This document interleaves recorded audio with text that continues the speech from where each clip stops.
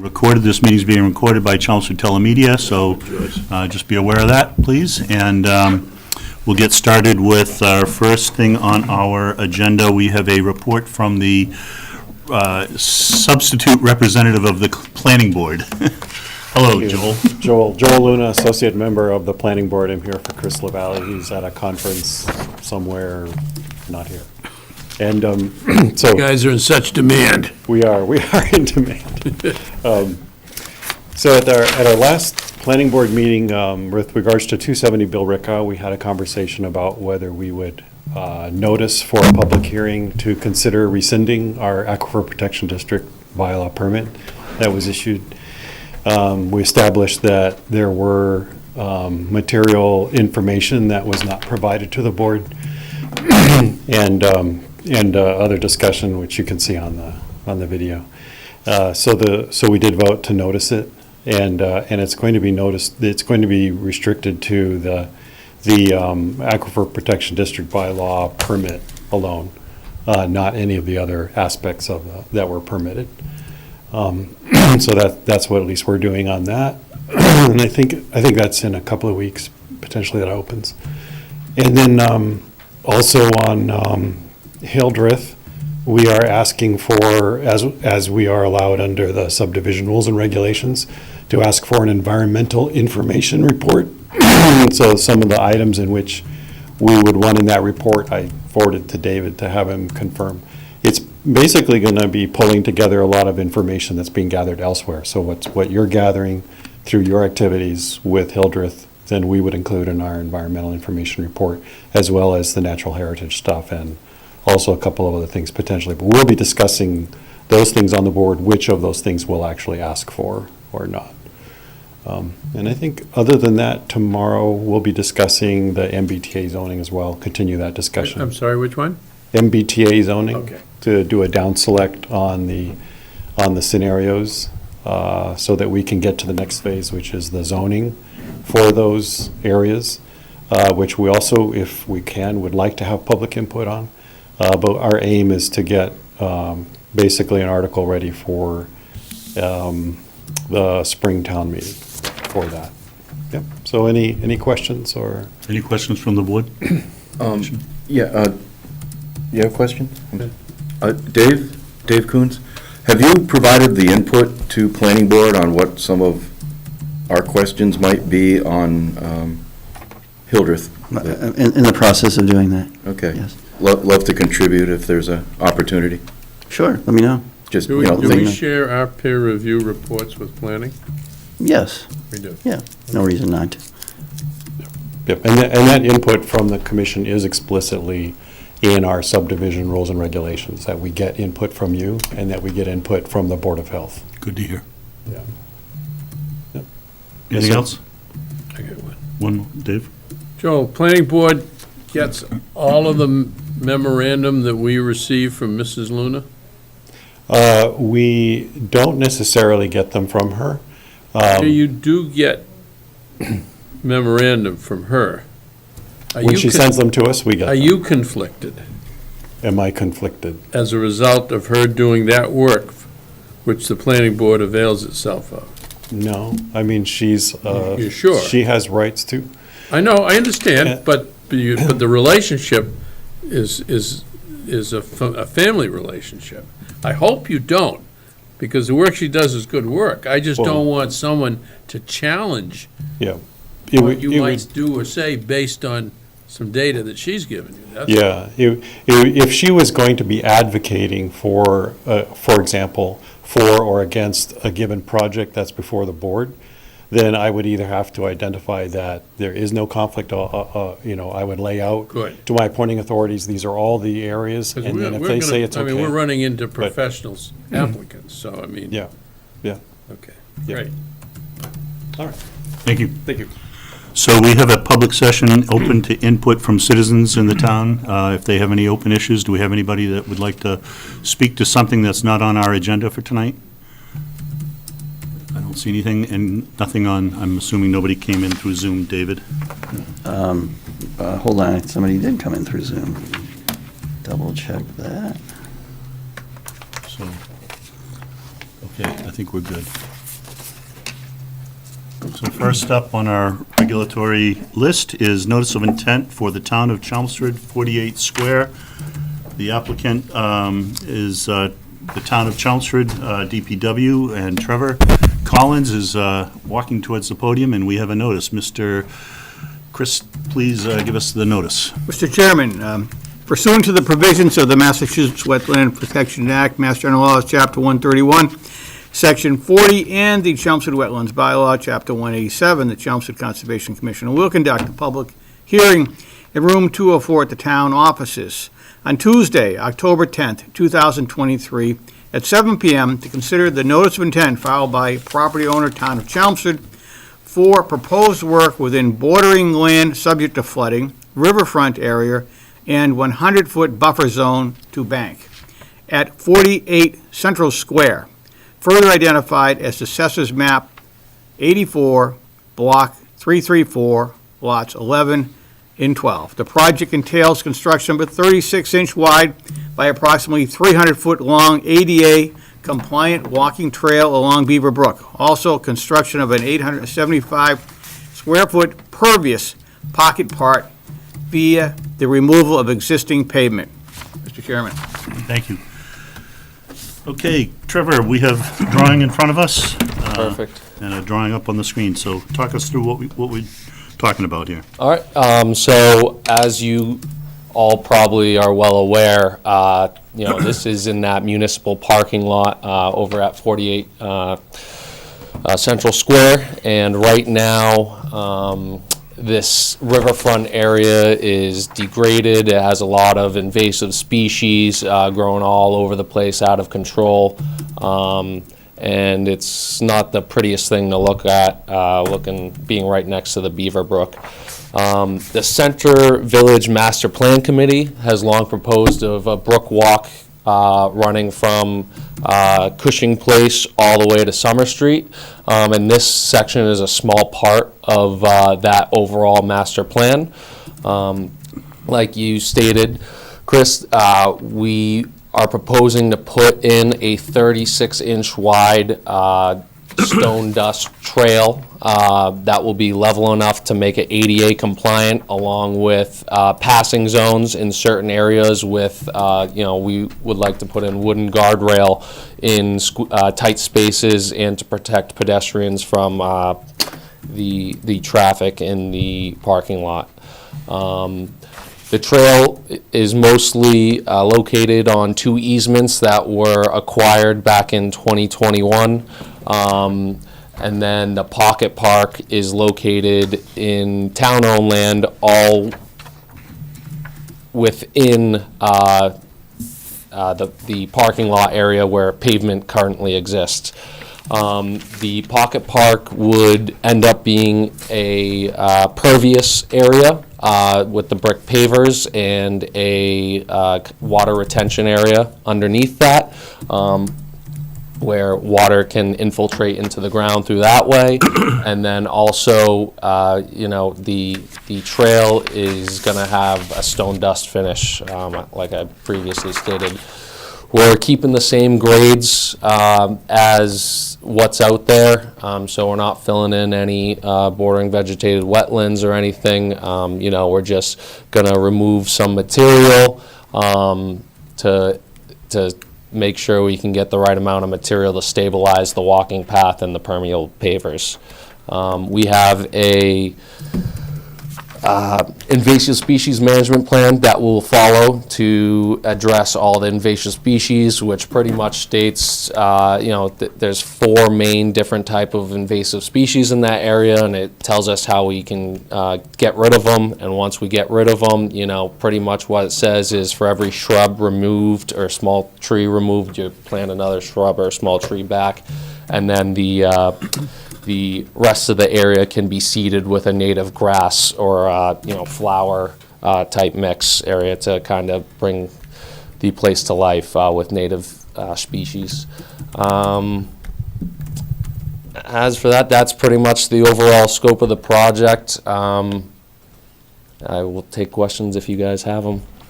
What's the timeframe that you're looking at doing this? It would probably be next construction season, because we're getting to the end of the winter here, and a lot of this work would be subcontracted out. Not a lot that the DPW can do, but we can do some things, so I gotta sign up subcontractors and whatnot, so some things might have to go out to bid. So, next construction season, next summer. And if I remember, there was a town warrant on this, an article. Am I remembering that right? On paying for Probably this? for the easement. Oh, maybe it was for the easement, yeah, and it got approved. Definitely for the easement, yes. Okay. That's what it was, okay, Yeah. okay. Yep. All right, so questions from the commission. John, want to start us off? Well, I think it looks pretty good. We were talking about this when they were gonna build the condos down there. Not a lot of trees being cut, right? No, it's mostly shrubs. I wound the trail in a way that goes around the trees, and, you know, we'll might have to adjust it this way and that, given roots and whatnot, but we can make small tweaks to get things around. But the big trees are gonna stay, which is pretty much anything over 6 inches, you know, so, Yeah. in diameter. I think it's a great thing for the center. You know? Okay, anything else? Nope. Peter? Hi, how you doing? Good, how are you?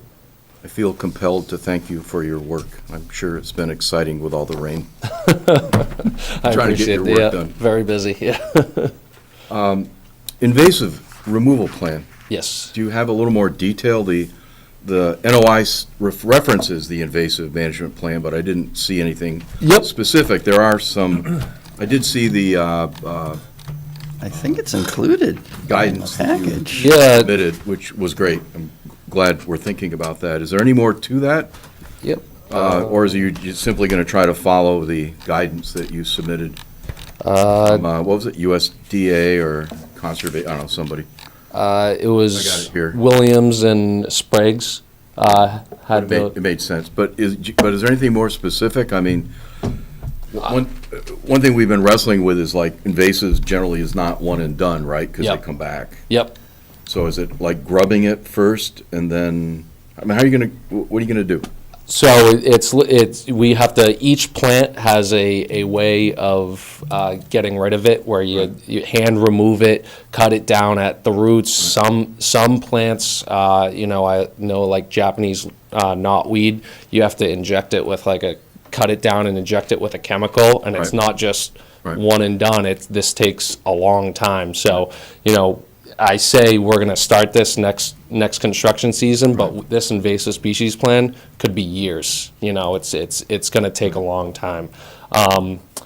As for what are we gonna do outside of this, I personally, this is all I really know from reading this report, so I wouldn't deviate from that. We hired someone to kind of put this together, and I'm not an expertise Yeah. in this kind of I got it. I don't- management stuff, so, I don't think any of us are. yeah. Just, it is in the package we got. Yeah, I'm just curious if the commission, we can talk about this later, but are we interested in chemical use there along the brook that ultimately feeds into other brooks?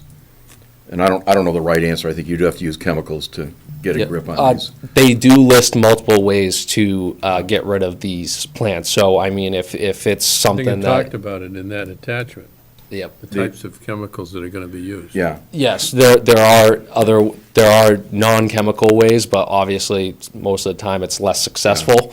But if it's a big concern with the chemicals right next to the brook, it's certainly something that can be done where we start with the non-chemical ways first, if that's what the commission is looking for, so. yeah, I'm personally excited about it because I think it's an important thing for the town to tackle, but it's not an easy problem. Yep. So we can work through that. Secondly, planting plan, do you have a species list? They listed a species list, Did I missed that, I'm Yep. sorry. and I know, the commission probably has a native species planting, list together. Yeah, That we could just pick off of, you know, and what we can do is we just get a count of all the shrubs and plants removed, and then Yeah. I can work with David on picking which ones we want to Because put. I think, David, you know enough to work us through that. Well, here's the list right here, which I think looks Yeah. pretty good. Yep, so. Oh, you know what, I apologize, I missed something when I reviewed this, forgive me. Next question, tree protection. Yes. Can we protect the roots during construction in Yep. addition to the trunk? Yep, so DPW recently bought a air spade, which we will be able to use with it. Obviously, it connects to an air compressor, and we use that to excavate around the tree roots in the sensitive critical root zone areas, which is shown on the plans.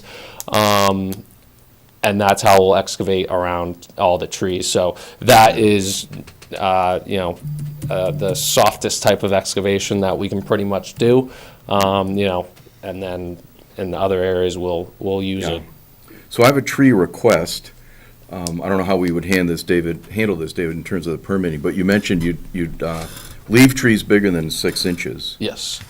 But I'm wondering if there are some trees smaller than 6 inches that are native trees and belong on the riverbank and might be worth protecting because they're already planted. Yep.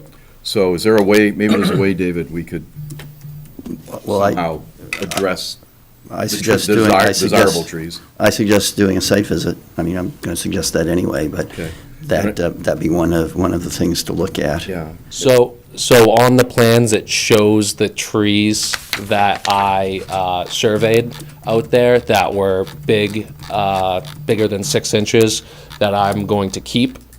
So what I can do is I can just tag those with a ribbon for you guys before you do a site visit. Yeah, you can see them all, and they all got the little circles around them for the critical root zone areas. Okay, what, I had one more question. We should move on, because I apparently missed some things when I reviewed this, so thank you for that. No problem. I just want to point out, though, that, man, every time I look at disturbed ground in town, there's invasives growing, but there's a lot of natives, but they're hard to identify if you're not an expert. Yep. So if you already got them planted, right? Yep.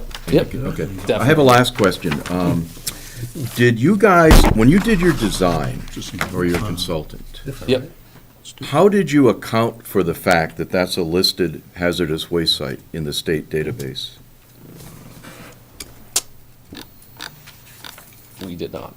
I would suggest that we take a hard look at that. Yep.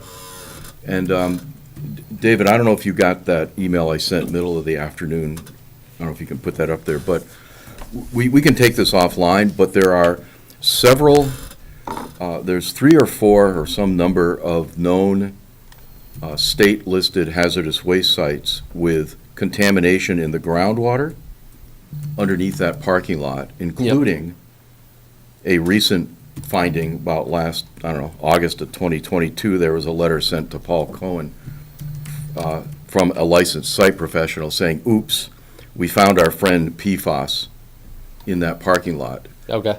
And what they did is they measured the groundwater, and the levels in the groundwater are, I don't know, 2.5 times the current drinking water standard. But they didn't take any samples in the soil. And we probably ought to talk offline whether that matters. I mean, it may not matter because you're not going to be digging very deep. But I'd hate to find out and let me just add one more thing. It might have fallen off the radar because the licensed site professional submitted what's called a down gradient property status letter, which we've seen before in other sites. For this site. Creating the argument, the technical arguments, why there can't possibly be any chemicals on the site. It's all from somebody else. And the state denied that request.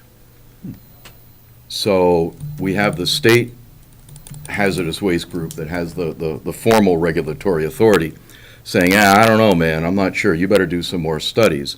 So I'd hate to find out that, 2 years from now, through that other state process, we found out, oops, there actually was a truck fire and firefighting foam on the surface, and it turned out we were digging, and your guys might have been exposed. Yep. And it might have drifted into the stream. Yep. And I think there's technically, and I'm about to say all I know because I'm not the expert, but I think it's actually pretty straightforward. Take a few soil samples And Yep. if you're gonna do it in the spring, you got time. Yep, And exactly. hopefully it's deep in the groundwater and you're not mucking with that. Yep, we can do that. We can take soil samples in the proposed excavation areas beforehand. Obviously, we definitely would want to take a test in the material underneath the pavement. So what we could do is when we go to excavate this material, we make sure all excavation, when we remove it from the site, stays in a separate stockpile that's protected with erosion controls and, a tarp over the top until it's tested and confirmed whether or not it is hazardous or not. Yeah, And then move from there. Yeah, I think, you might want to consult with a licensed site professional, but in my experience, that sampling is normally done months before construction. And if it turns out there's a problem, you might want to think about a few additional construction things like dust control. Yep. Yep. And whatnot. So I would just suggest that we think about that and start doing that. And I might point out, I think the health department, I don't think this is confidential, put out some draft guidance. They're thinking about requiring sampling for contaminated soil on certain projects. And certainly, one that's a listed hazardous waste site seems to qualify for that. Yep. So I would just encourage us to do that. And then again, I want to just clarify this. Normally, what's done is you sample beforehand and figure out if you need to take any precautions, but you usually also do the sampling during construction that you described, because it is against the state regs to mix, I think you're alluding to this, clean with dirty. Yep. However you define clean and dirty, that's another Separate. question. So anyway, I'm sorry, took a lot of time, but Yep. that would No, be great. we have a few contractors that can do that for us, so we're definitely able to perform that. And just one final thing, David, you had asked the tree committee for some ideas, and I think the committee does have some ideas, but they're along the lines of what I just mentioned. And I would hope that we could maybe get that expertise into the discussion Sure. at the appropriate time. I see Mr. Martin here tonight, so. Yeah, I don't know if he's on Zoom or not, but, He's right there. oh, I can't see you, I'm sorry. I'm sorry. Oh, I'm sorry. Well, you had some comments, I think, We'll have so we can public get to that comment. in a minute. We'll have public comment. Okay, thank you. I'm sorry for all the time, but thanks, Trevor. Yep, no Great problem. project. Thank you. It's good. Bill? Just a couple things. There's no catch basins in that parking lot now, right? Nope, no drainage at all. Any in that plan part. for any curb because the sheet flows to this area, right? It all flows to that pocket park area. There's no plans, How are you gonna deal with any erosion of the path and? erosion of the path. Well, stone dust is pretty stable once it's compacted and everything. As for the edge of the roadway, as long as we're able to vegetate it like the way it is now, it will hold up just fine. It's not too much of a incline there, where you have high velocity sheet flow, Right. to be too concerned But I looked about. at it, and you can see where it does wash into it. and it Yeah, bubbles through. yeah. So, what we'll have to do is we can look at, some type of maintenance plan to make sure the pavers aren't getting clogged up with mud and debris and whatnot, because that will be in the low spot. We can certainly, Do you need to put anything on the edge of the paved area to keep the water from rushing into that before it takes? before the pocket park, No, before any of the plantings kind of take hold, so it doesn't wash. what we can do is put like a silt sock, Yeah. down right on the pavement. To Right help at the guide edge. Yep, exactly. I know you've got it on the other side. Yep. Obviously, but. Yep, that shouldn't be Maybe a problem. something just to, because I've looked at it, and you can see where the water does flow. Yep, so, yeah, that's certainly something we can do prior, until, we get vegetation on that edge of pavement. Okay. Now, the other thing was, there was talk at some point about a 30-inch walkway. There was now you have, this is 36. This is 36, and it's, 30 was because we needed to be 30 at one point, right? Right, that was needed to be covered under the exemption, that there's an exemption in the State Wetlands Protection Act that footpaths for conservation purposes are exempt up to 30 inches. So how do because we this- deal with it? Well,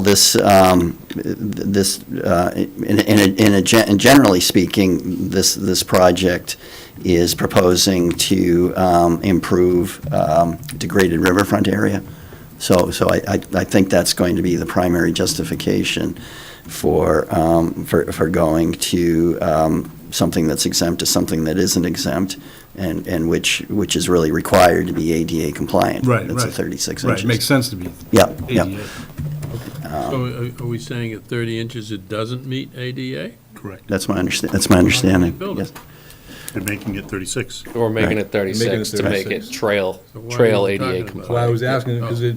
before, all we could do was a 30-inch walkway, right? To be exempt To from be the exempt. Right. the Now, river. they're proposing a 36-inch walkway. Are we still exempt? That was my question. No. So the answer is no. And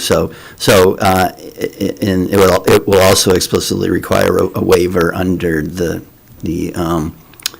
town wetland bylaw regulations. At 36.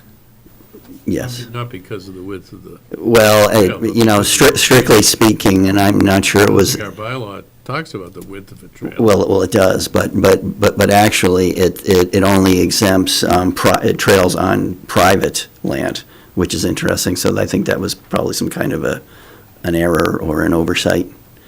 But I mean, this is within the 25-foot no disturb setback, so it will require an exemption under the So town. We're gonna have to wetland bylaw. waive this? Going to have to waive the 25-foot no disturb setback, yeah. That's all I had. Okay, Bill, thanks. Dave? What's the elevation from the top of the trail to the edge of the stream? I don't know that off the top of my head, but I want to say it's about 4 or 5 feet, roughly. Goes everywhere. 4 or 5 There's a couple feet. spots Yep. where it's, It's a decent Any drop off. plans you to go down put there, you can kind of see where. it's a few sewers places in the where parking lot? it washes Yeah, in. yeah, I looked at it. To put sewer main? No, to put drainage in the You need to parking put lot. something- No, currently no. No plans. Oh, you will. So it's gonna continue to sheet off. I don't, in spite of the fact you say it's gonna go to the pocket park, it's gonna sheet off over the walkway and down 4 to 5 feet to the stream. It's over a vegetated area, and Oh, 4 to 5 feet to the stream, right? yes, What's the closest distance of this walkway to the stream? 2 feet. It's right 2 in, feet? it's right in the pinch point, Why so close? because There's that's, plenty of land there. in some areas, there's not enough. So, Then maybe there shouldn't be a trail there. you can see, here is the top of. Does Beaver Brook ever rise more than 2 feet in the flood stage? Of course it I would does. say it does. So it's gonna wash out the walkway? It's No, been in it that doesn't parking now. lot before, No, yeah, that's right. but it goes away. Right. It comes in and it goes away. Like the tide. It's, we all know it's flooded before, and it goes away, and it comes back to Okay. normal. So here's our pinch point right here. You can see the top of the slope is this dotted line here. It's too close to the stream. Then I wouldn't be able to put in a 36-inch wide walk. I understand. So- And you're gonna put vegetation between the trail and the stream for how many feet? Along the slope, Oh, yeah, 4 to 5 foot slope. And you expect it all to catch, you expect it all to take. How many feet is it? the Length? the walkway, Huh. 300. 300 feet, 4 to 5 foot pitch off that, as close as 2 feet to the stream. That's what I heard you say. Did I not hear you correctly? Nope, you got it right. Right. Now, Just got to grow. Dave, you may not have seen this. When Mr. Finnegan was proposing his condo down there, we received a rather strange email from DEP. The reason I say it's strange, it was not on letterhead. It was addressed to a Miss Katie and Katie. I'm assuming that's Katie Enright and Katie Girton. It was signed by a person named Elizabeth Sabonian, Enforcement Coordinator for Wetlands and Waterways Program, Mass DEP, in Wilmington, so that's where our regional offices are, I believe. I could just quickly read it. Please note that any revisions to the project design should include demarcation and elevation of the mean high water line, top of bank, and the 10-year flood line. I don't think this does that. Does it? I don't have that data. Okay, the 10-year BLSF elevation is significant for BLSF performance standards for wildlife habitat. And if such function exists, it should be analyzed per the regulations and an explanation provided demonstrating project compliance with regulatory requirements as it goes on. The area of existing vegetation is also being proposed to be removed, which you are, and pushed closer to the brook in the rear corner. You're as close as 2 feet. Right now, the parking lot's nowhere near 2 feet to the stream, correct? I don't think it's, and there's nothing between, right now, there's nothing between the parking lot and the stream, I don't Well, believe. here's the edge of pavement right here, so, again, that's the point of closest approach. Much of the proposed walking path, because there was a proposed walking path at that time. Yep. Is in these currently vegetated areas as are the drainage swales. There's no mention of an alteration of BVW or bank where the grading takes place at the swale discharge point. There's no swale discharge point on this plan, I don't think. Nope. Every effort should be made to maintain and expand functions of current vegetative cover within the resource area in the lower riparian area, first 100 feet, especially adjacent to the brook. At the time we received this memo, and it didn't proceed, we didn't proceed with it because the project, I think about that time got sidetracked. But at the time we received this, we said, this tells us we can't put anything as close to streams as we used to think we could. And we never pursued as to whether that was what DEP intended or not. This trail certainly is closer to the stream than anything that the previous applicant wanted to do at the time. I think we need to understand whether this, you don't want it, I mean, DEP's going to review this, right? Yep. I don't know if you want them to tell you it's no good when they review it, or if you want them to work with them before they see it. Anyhow, that, I mean, Do we know if that person is still there, or do we know if that person? no. And frankly, I'm concerned about how legit the letter is, because it's not on Dave, Mass DEP letterhead. Dave, how long ago was that letter? There's not even a date on it, but I've got it in here from when was Jay? 3 years ago? 2020. Yeah, 4 years ago. 4 years ago. Anyhow. But DEP was raising some issues that I think somebody either ought to dismiss or address, one or the other. Why is this project starting and stopping nowhere? It's one part of the project, the overall project, which The is, reason we're doing it now rather than somewhere else is, the reason we're doing this area now. right, rather than I understand why you're not doing the whole thing. Yep, yep. It's too big. But Yep. why did you pick this area first? We picked this area first because what I've been told is, this parking lot gets used for some events, like there's a duck race here, where they use this area, so it'd be a nice area to have this revitalized and stuff like that. So that's why this was. So the argument is the town can use it sooner than it could use any other place. Yep. Have you got any plans to build this out, or not? Haven't you even got to that? Like We to Summer Street? I mean, that would not be an easy project. No, it's gonna take a lot of planning and design, but I And mean, cost. and cost, which, like we said, when we have money coming in, we can allocate certain amount of money and take on sections. Some sections will cost way more than others, like the bridge that would have to cross the stream a little further downstream from this location. It's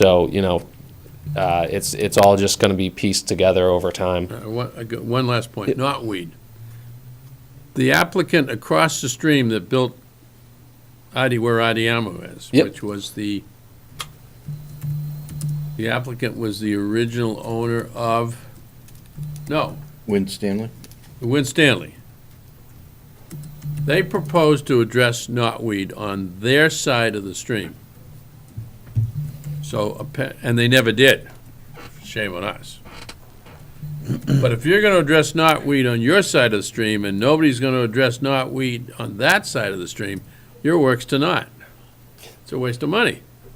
Somebody ought to find out what's gonna be done over there on the other side of the stream before you start spending money getting rid of it. Yep. So, Okay, that's all I had. Thanks, Dave. Mark? Tough act to follow. it always is. I'm a little concerned about that incline change too, from the path to the brook. You say you're gonna put stone dust down there, different size to hold it steady, but it's kind of my intention tonight that across street in Jay's project there, that walkway he has next to the brook there, that's eroding pretty badly. And why do you think this is gonna work when it has more of an incline in some of the areas that were across Street Grist Mill? You got a lot of sheeting water coming off that hill, tremendous amount of water. Yep. And it's not being addressed, which it should be, but it's not being, in catch basins or something. You really think that's gonna hold when you're disturbing the soil?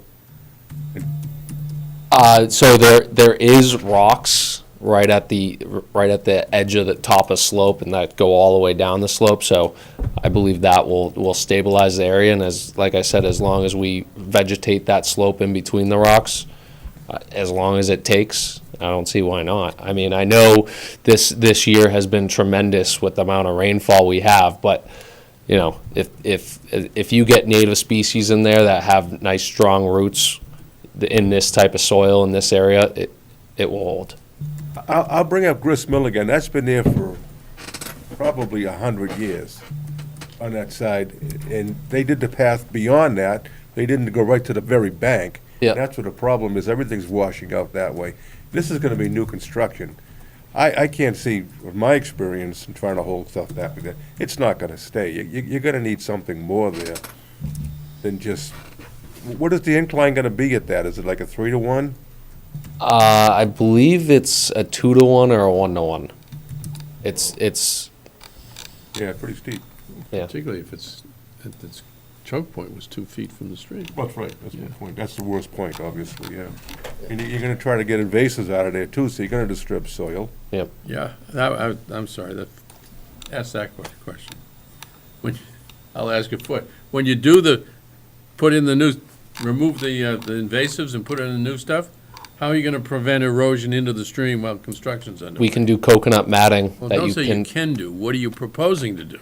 We will I do know what you coconut can- matting that will pin down. It should be in That's your very proposal, stable. not- Yep. Okay. Well, this is why you guys are asking me these questions. So I can, No, you should come to us with all of the questions answered, so we have none to ask. If I could just throw in, I mean, there's a whole, you know this, there's a whole engineering science of bank stabilization for natural areas with all kinds of, geotextiles, and, I mean, there's a process, it's not easy, but you have to design it to keep that bank stable. And a good example is Walden Pond, if anyone goes down there, that bank was eroding just like this, it was just as steep. I remember, yeah. And they did a massive, they hired a technical expert, did a massive bank stabilization and replanting. And if you've had a chance to see that between 20 years ago where it was a mess, just like it is over here. And today, it's like natural. And the stuff all took, but it's carefully constructed with, I don't know, geoengineering, I don't know, something. Yep. Something good. I guess my point being, this is a very small project in a real tough area. Yep. So, yeah, I mean, my best answer to the erosion that would happen on the slopes and before the growth is in is we stabilize that by putting coconut matting on all sloped areas. So Does that everything. pinch point have to be? There's no other design? If I move that, the only way to move that is into the parking lot, and we're not trying to lose parking over in this area. Parking's coming that close to the walkway? Yeah, it's right Yes. there. Yep, It's right there. that is Right right up there. against the parking lot. Yeah. So, Which begs the question, can you shrink the pavement and maintain the parking spaces the town wants? No, you don't want to do that. Well, So it's a trade-off. let's let Mark keep finishing, and I do think we want to have a visit, though, a site Yep. visit, so. Yeah, what I've heard, and there's a lot of questions to be answered, and I haven't been satisfied with what I heard, so that's fine. I'm all set. Chris? Thanks, Mark. I think my colleagues here have asked a lot of good questions, so at this point, I don't have a lot more to add. I echo the chairman's comment about a site visit being really good. Maybe we can do it, obviously, it'd be good to work it in maybe in the weekday sometime for us. It wouldn't take long, but it'd be good to see where it starts and where it's proposed to finish and take a close look at the 2-foot kind of, some of the key points on that. And then again, Mr. McLaughlin raised, and I do recall that back 4 or 5 years ago, whatever, the DEP concerns around this same very issue, and it never got resolved or answered, but I think we that's probably right. want to be proactive and find out, get to the bottom of those concerns before we go too far down the road. So, yeah, those are just kind of echoing my comments. Hey, thanks. Thank you. David, anything to add? I'll just Pile on? add a couple of things. I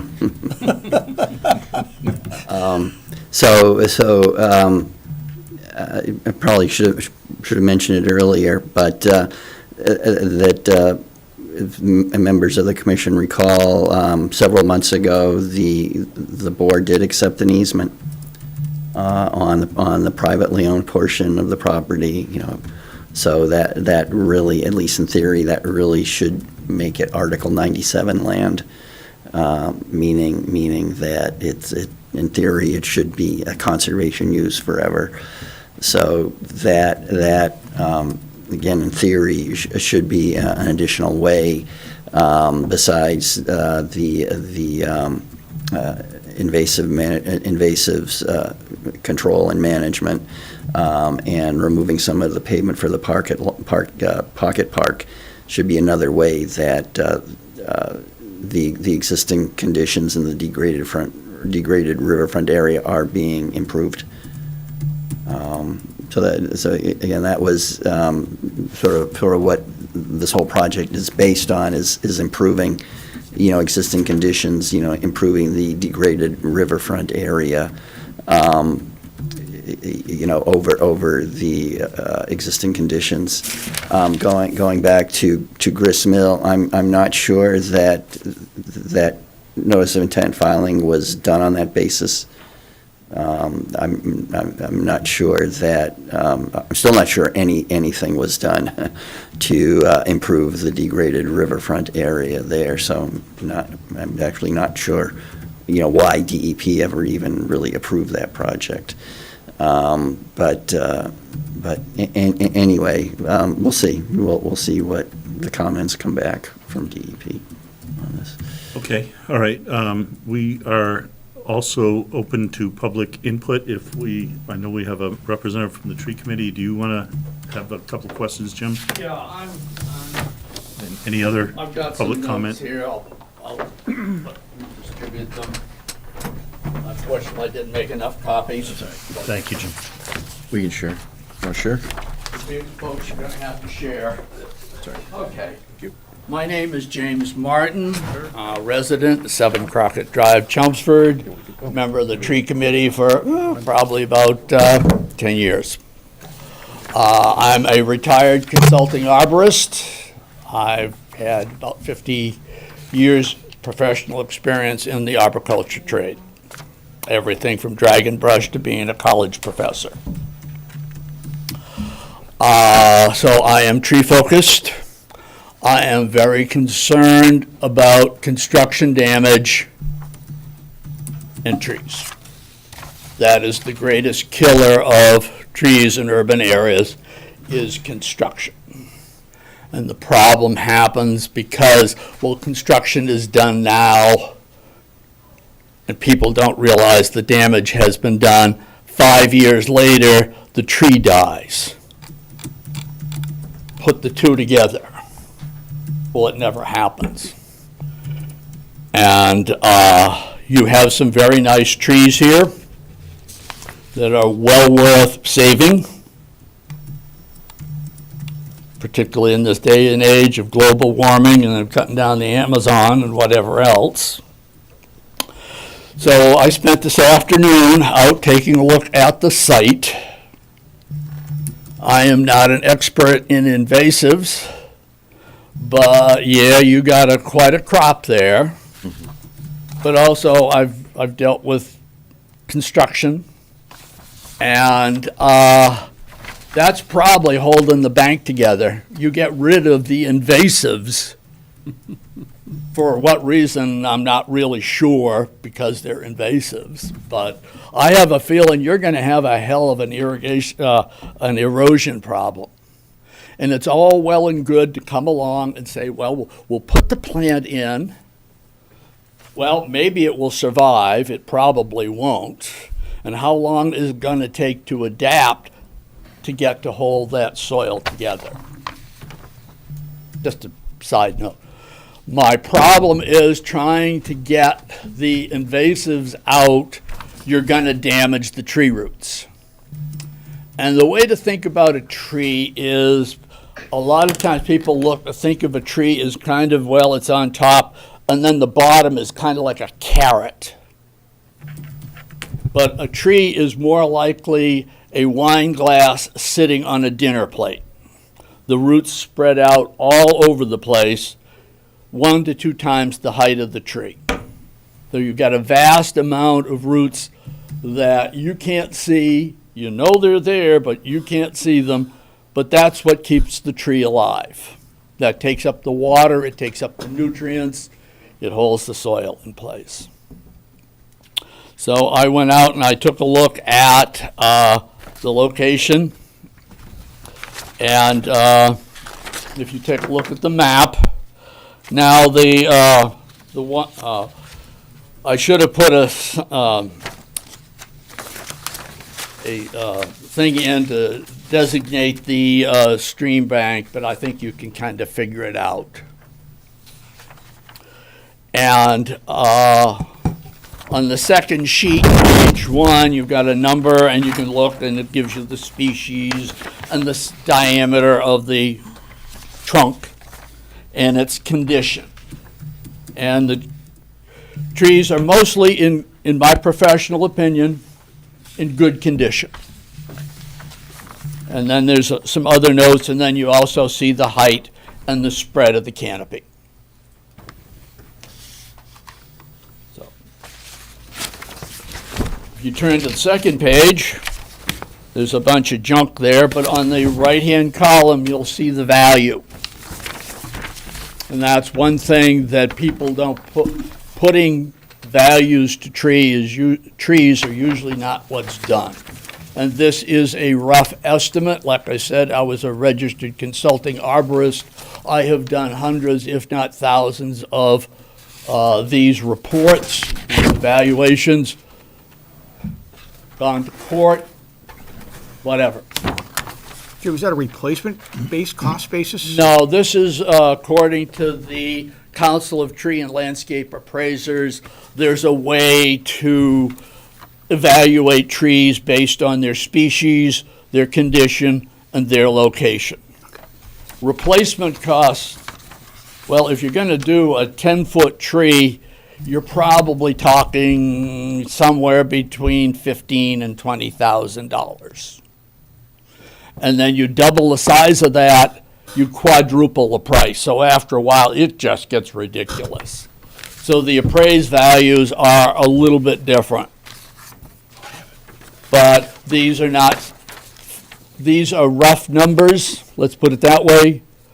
They're probably within hand grenade range. So you can see that some of these trees are quite valuable.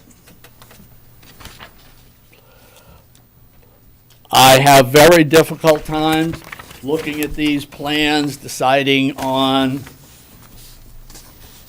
what's there. We're looking at this, and we've got circles, and I'm not sure what the circles mean. Tree protection area. Tree protection. Okay, and you're saying, I believe further on in this thing, that you're going to go out to the canopy, right? I would have to. Well, that's what it says. Yep, if that's what it says, that's what it You know, is. that's what it says on the plan.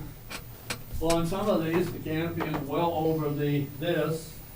This guy right here, I believe that you're supposed to represent the oak, is all the way out to the screen. So you're gonna have to go through the critical root zone. And that's a problem. Can I ask you a question? Sure.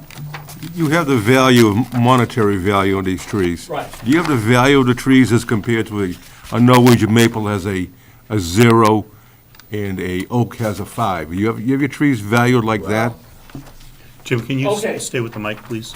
Oh, I'm sorry. Yeah, Yes, there's a big, long formula that goes into constructing that value. It is, Can these be categorized as the ones that are existing there as a value of their benefit to the area? You know what I mean? Like I mentioned before, as being a Norwegian maple. It's not a nice tree that people want to have around their messy and things like that, you know. I'm not a tree person, so excuse me for my ignorance on that. But I know every tree, some trees are more desirable than others. Huh? Certainly the oak tree. Right. Is that something that can be done with this other than putting a monetary value on it? That means nothing to me. there I are don't a care. number of ways. The Forest Service has some formulas and whatever where you can go into iTree. Go online, iTree, and then you'll go, they have a number of different programs, and one of them is you can pick a tree and answer some questions, and it will give you a number. And I'm going to let them speak for themselves on that. Okay. But there are ways. If I could just add, that's a great question, but the way I look at this list, aren't these all trees? Aren't these all native, and don't they all belong on a riverbank restoration? I don't think black locust is They don't belong native. Yeah, but you get rid of it. You'll you're gonna you'll have- lose the bank. If you've ever dealt with black locust, they have a fabulous root system. Bittersweet has a fabulous root system. So this idea of coming along and picking them up, yeah, right. So anyway, Okay, so, We're talking putting stone dust yeah, so I on think, top of the roots, basically. yeah, are they going to Is that what dig we're down, talking? or are they going to put the stone dust on top of the ground? Well, they're gonna grub out with a mini excavator, And grubbing out, and what are you going to run into? Roots. minimal, and they're gonna put the stone dust down. Well, how do you know it's minimal until you hit the root? And then it's too late. Is there a safe depth? Probably not close to the trunk in particular. So you really couldn't dig down at all to put in the You trail? know, it's a matter of compromise. You want the walkway, or do you want the tree? In the end, which would be more important? Walk Which through would the be parking more lot. valuable? You have a walkway with nothing, no vegetation around Way it. to nowhere. So Nobody's gonna walk I'm out, sorry, John. It's ridiculous. okay, so this is, I think, really important information that we have. Was there more that you wanted to? no, I think I've, Yeah, okay. So we had good input on that. Is there anyone else that wants to, from the public, wants to speak? Thank you, Jim.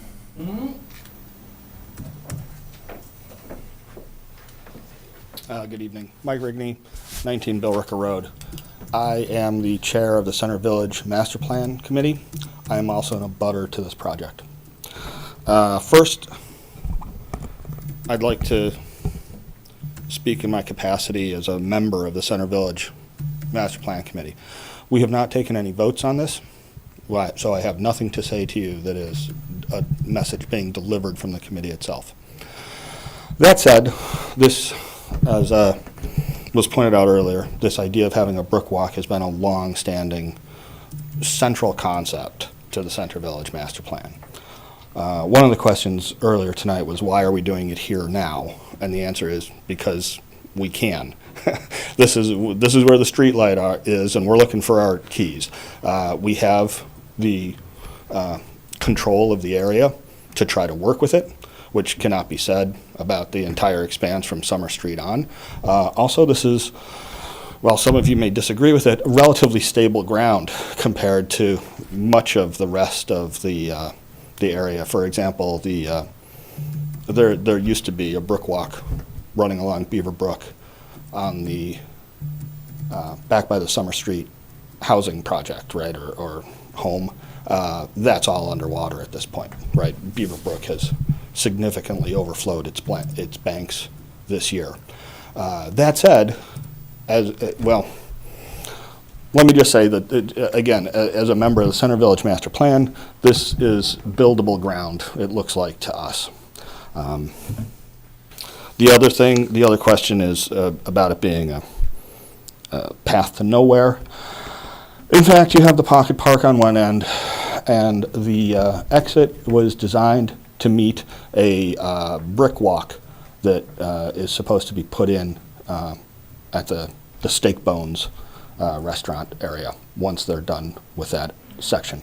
So, you know, is it key to connecting the entire center? No, but I think it's a little bit better than a path to nowhere. As an abutter, I'm very much in favor of trying to do something here. This area is a disaster. And if the alternative is trying and failing to build something there that needs upkeep, that needs attention, or doing nothing and letting the invasives just completely have the place, I'd like to try to do something. It may be difficult. It may not work, especially the first time around. It may take some additional intervention or additional work, but we won't know unless we try. And if we leave it the way it is, it's never going to be used. It's not conservation land at that point. It's just the edge of a parking lot. No, it's the edge of a stream. That's fair. I think most people will perceive it as the edge of a parking lot. The only other thing I'd say is that I don't know. I was surprised to hear that there's a 4-foot drop from the top to the brook, and maybe I just don't understand where the brook is. Normally, the brook is down a good 2 or 3 feet from the edge of what's a relatively level grassland, right? I mean, you guys can check it for yourself when you go. There are boulders along the edges of the banks until about that pinch point. And after that, in fact, the boulders continue down a little ways. That has not overflowed its banks. The rest of Beaver Brook has been all over my backyard. But here, right in this little area, it has been contained within the, well, it's really a wall on this side. The other side is a little bit more of a floodplain, a little bit muddy, a little bit soft. So again, you guys have better eyes than I do for that sort of thing, so I'd encourage you to check it out when you get there and do your site visit. Thank you very much. Thanks for your input. Okay, so I think at this point, we are probably going to continue this, I'm quite certain, and we should be scheduling a visit. Trevor, I'm just curious, is the trail marked right now? Is it staked out at all? No, not right now, but I can do that. Okay. I would recommend staking the center line of the trail and also marking the trees that are proposed to be preserved. So if we were to aim for a week from today, you could have it done by then? Oh, yep. When we were there? Yep. Could we do during the day, like 3 o'clock or earlier, or what works? I work till 6 p.m. on Tuesdays, so, anytime, late afternoon if it has to be. Want to do 4 o'clock? 4 o'clock, yeah, 4 o'clock. It's getting dark. Yeah. Well, it gets dark around 6, but 4 o'clock should be good. Does that work for you, Dave? I don't know if I can make my legs. You don't have to get out of the car. I'll try. Okay, all right. All right, so let's do next Tuesday, the 17th at 4 o'clock. David, you can be there too, I assume? yeah. And Trevor, and Jim, if you're around, yeah, that'd be great to have you there. Okay. Mr. Chair, could I ask Mr. Martin a question? Yes, sure. Mr. Martin, Yes. in your opinion, if this project were constructed the way it's been presented to us, how many trees would in fact be killed Over what time frame? over your 5-year to 10-year timeframe? Well, again, it depends on how much actual damage is being done. I say probably some of those oaks are probably gonna take a while to die. Kind of like a whale, you know? They put a harpoon in it, but it takes a while. Some of the other ones, the birches, yeah, probably a little sooner. But I think 3 or 4 of them you're probably gonna lose anyways within the time frame. And then, of course, the other plants are gonna degrade, so they won't look as nice, so.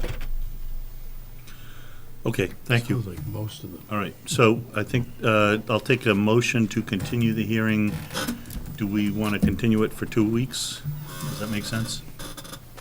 We have a lot of questions to answer. Yeah, I would suggest 2 weeks. I don't know if we'll have comments from DEP back by then, but, We can at least try. right, yeah. Okay. I move to continue to October 24th. So moved by Chris, second by John. All in favor? Any more discussion? All in favor? Aye. Aye. Any opposed? No? Okay. Trevor, thanks very much for your input. Oh, before he goes, I was gonna ask him about Duncher Drive. Oh, well, I was going to say thank you for getting the number, getting the Clean Harbors on Thursday. Yep, no problem. You Took- ask him took a about little that, bit. Ask Yeah. him about the beavers.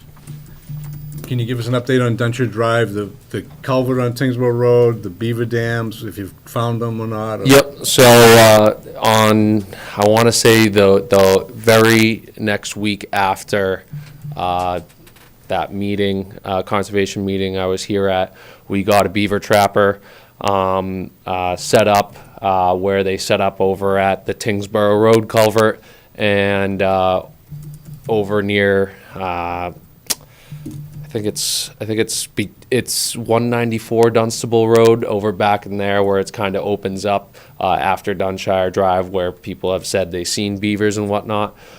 They trapped a total of 4 beavers over in that location. There was no dam, just a hut that was found.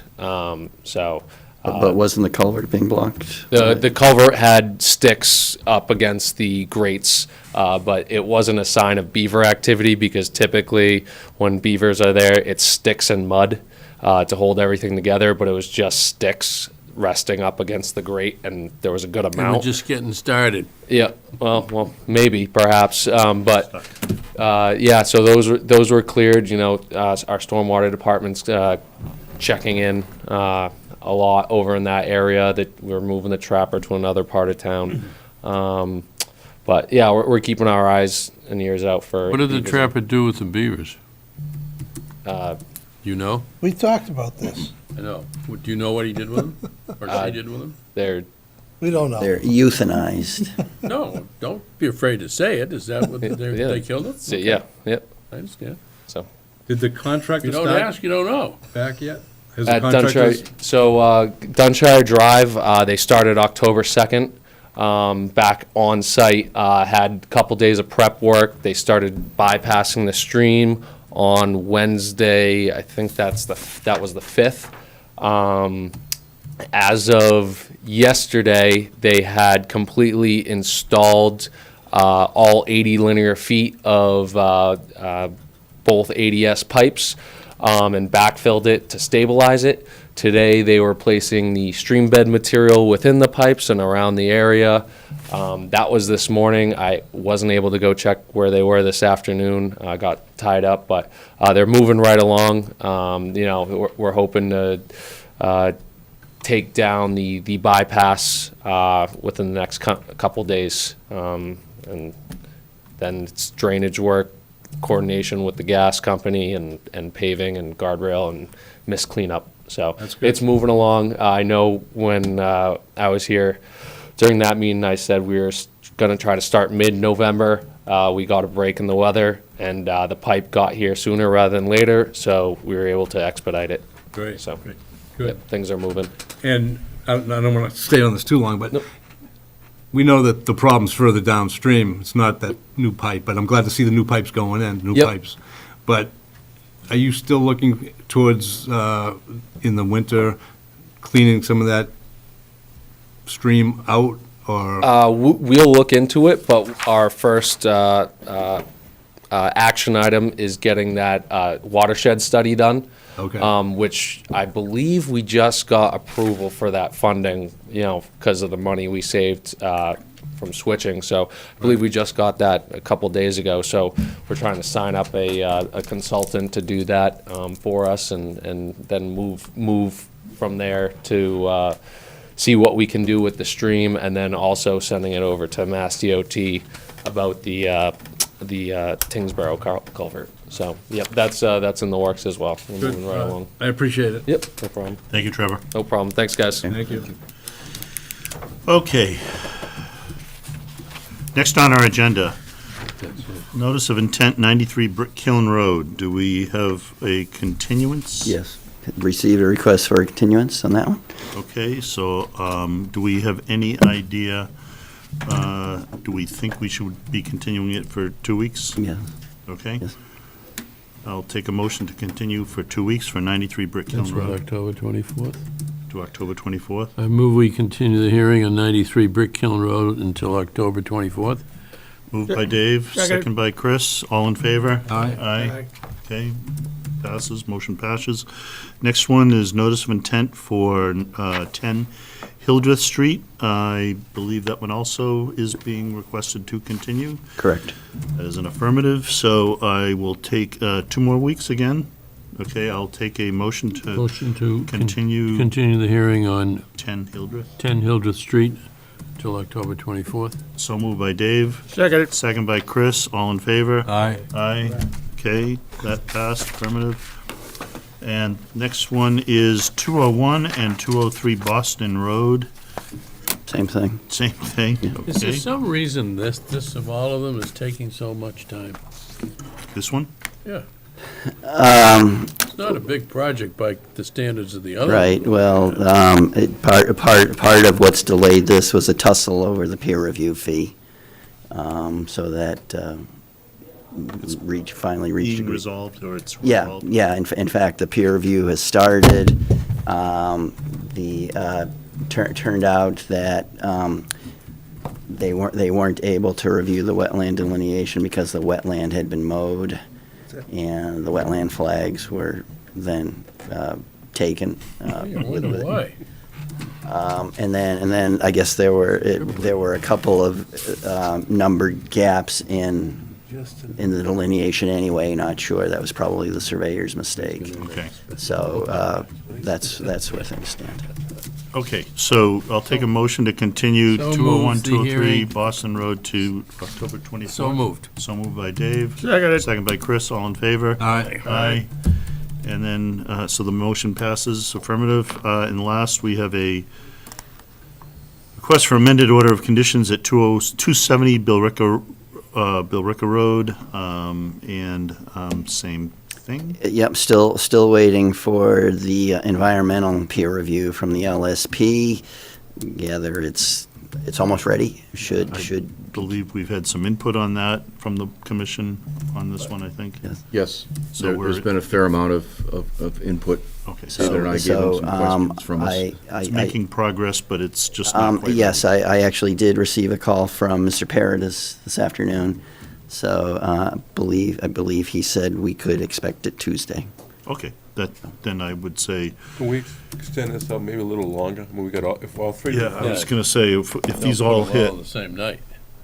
I think we may want to stagger these a little. This is a lot.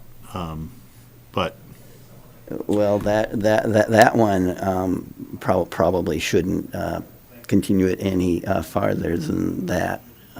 So let's continue it to the 24th, Okay. and then we'll see as time gets closer, because some of these others might still slip some more. Possible, It's possible. yeah. And if, you know, So move. so Just a move quick- for 270 Billerica Just a Road. quick question. I'm just wanted to confirm that Ms. Luna's communications to us, they've been all forwarded to our outside consultant?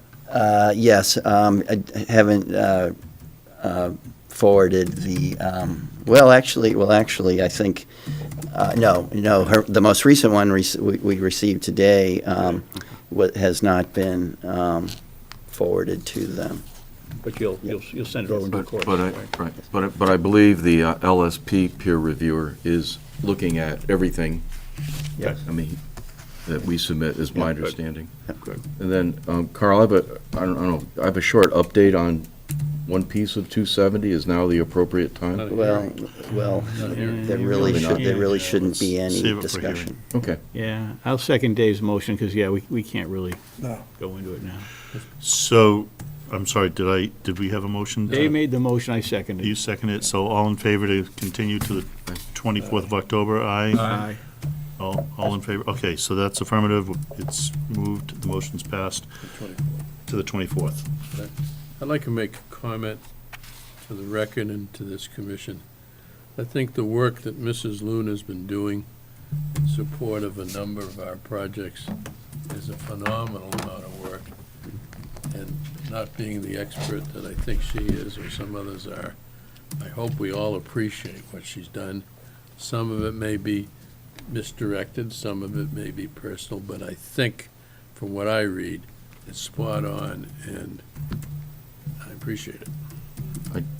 I'd like to add to that, with an environmental background, her work, Mrs. Luna's work is comparable to what I'm accustomed to when you have a project team to evaluate complicated sites, and I want to underscore project team and complicated sites, because a lot of what this group is asked to do, in the consulting world, you'd have a team of 4 or 5 different disciplines doing a deep dive, because these questions we're addressing, especially on contaminated sites, are complicated. Yeah, sure. And so I personally value any input that anyone might provide us if it's good, sound homework, because it's not simple. Yep. One of the things we need to consider, Can you make sure you speak into the mic? Yeah. one of the things we need to consider in the future is, these projects may generate operation and maintenance plans that are substantial to anything we've seen in the past. And as you all know, we require that there be an annual report showing compliance or lack thereof to an O&M plan, which lands on the desk of our conservation agent. We've got to make sure, if we start generating O&M plans that are significantly more complicated and require more time, that the resources are there to review them. Otherwise, it's a waste of everybody's effort. And I'd like to just add, I don't think that we talked about this, but at the meeting a couple of weeks ago that Carl and David and I attended, the joint meeting with the Board of Health and the 3 water districts, one of the things the water districts were saying loud and clear, they're pretty dependent on these annual O&M Yeah. compliance, if you will, reviews, and they were hoping that, we might be able to look at that more closely. Okay, thanks. I think all these comments are really well said and sincere, and I support them as well. Thank you, Dave. We have another person Yes. who wants to speak Yes. on Eli, the agenda. and I didn't catch how to pronounce your last name. Okay, so you can come up to the mic So and speak. this is a property on Clydesdale. 616 Clydesdale. And they're looking at doing a retaining wall, is that right? Yes. Okay. I'm the contractor. This is the homeowner. Hello. Welcome. So why don't you tell us briefly what you're looking to do, why you're doing it, what problem you're solving? There is erosion behind their back deck. And we're looking to solve this by putting up a retaining wall. We're asking for your permission because the wall is a little bit close to the brook. David, you had some Yes, conversation? Do you want yes, to so fill in any blanks here? I spoke with Eli this afternoon, mentioned that given the proximity of the proposed wall to the brook, and let me just bring that up. The wall's gonna be 102 feet long on one side and 24 feet on the other side. It's an L-shaped wall. And Eli, you had mentioned that, from what you've looked at it so far, and I haven't looked at it. Now, why is this? As I understand this, the I won't call him an applicant yet, but this party came to David in the office this afternoon. Is that right, David? Yes. Okay, that's. So fresh. I have not had a chance to actually do a site visit yet. So here's the property right here. Of course, this, where it shows Crooked Spring Brook is probably not in the right location. And if you bring up the Mass DEP wetlands, it looks like it's even in a worse location. The whole house. So, so the proposal, That's a wetland. is put a retaining wall back here, something like this. Is it between the house and the wetlands, or between the house and Crooked Spring Brook? It's gonna start at the corner of the garage and go around the house, The garage is the separate building or part of the house? the separate building. Okay. So the brook actually flows in the wetlands here. So I think this location for the brook and this location are both wrong. But anyway, what I told Mr. How do you say your last name? Soliduke? Soliduke, told him that he was going to have to get the wetlands professionally delineated, put on a plan, and then the proposed wall put on the plan. That that was what the commission generally requires. He wanted to come here tonight just to verify that. Does Crooked Spring ever flood into your backyard? Well, there was a tree that was over top the stream, so when the stream Yeah. reaches its bank, the Is tree that- that was down was basically just funneling water into The other side lower of Crooked portion of the Spring backyard. Road, Excuse me? the other side of Crooked Spring Road from the Crooked Spring Reservation Yes, that's. can the beaver flood, dam, right. Yes. Well, I've seen a number of properties this year where erosion along the stream bank is accelerating because of all the rain. Probably, I think, in general because of climate change. So, yeah, It's effectively a storm drain. yeah. That stream is a storm drain. Yeah, so- The water goes in the drain, and then it just goes right into the stream. So Down to- as much as down it to- rains up Old Westford, Deep Brook. no. all the way up to Rack Road, Yep. and you have the whole Monument Hill and Spalding Road area, all that water is being funneled down into the Crooked Spring. So, So I can easily believe there's a legitimate need to do Absolutely. this, but Yep. it just needs to go through the proper yeah, process. so the proper approach here is to have a wetlands delineation done, have an engineer do a design of the retaining wall. This is the right way to do it, and this is what we're insisting on. We have a couple more things on our agenda, I can say right here, where people didn't follow, and they're now having to catch up where they didn't follow the process. And I can also say we tend to be a little tougher when you don't do it the right way up front. So I appreciate that you're asking the questions. This is the right approach. I totally understand you want to get this resolved. It's definitely doable. There's a way to do it, and we have to follow the right process. Question? Yep. I'm just curious, is the goal erosion control or a wall to try to keep the water out of your garage, or? Since moving in the house in 2006, we've lost probably from where our deck is. We've probably lost a foot to a foot and a half of land. So the land is basically starting to encroach back towards the deck. the pilings that I put in for the deck are now about a foot above the ground surface. Got it. Whereas when we put them, when the deck was put in, there was maybe 4 or 5 inches, So, and it drops off. Is quite a the, bit. is the retaining wall an easy fix? Yes. Okay. So I think work with David, he'll help you walk through the process and to do this and make it happen, so. Thank you. So what time are we meeting again Uh, on Monday? 11 on Monday. Okay, Right. see you then. Thank you very much. Thank you. Thank you. Appreciate it. Thanks for waiting. No worries. Okay, next on our list is updates on the continual business. So 0 Littleton Road and 95 Brick Hill Road. Okay, so I did hear from, on 0 Littleton Road, I did hear from Mr. St. John this afternoon. He says his wetland scientist is working on it.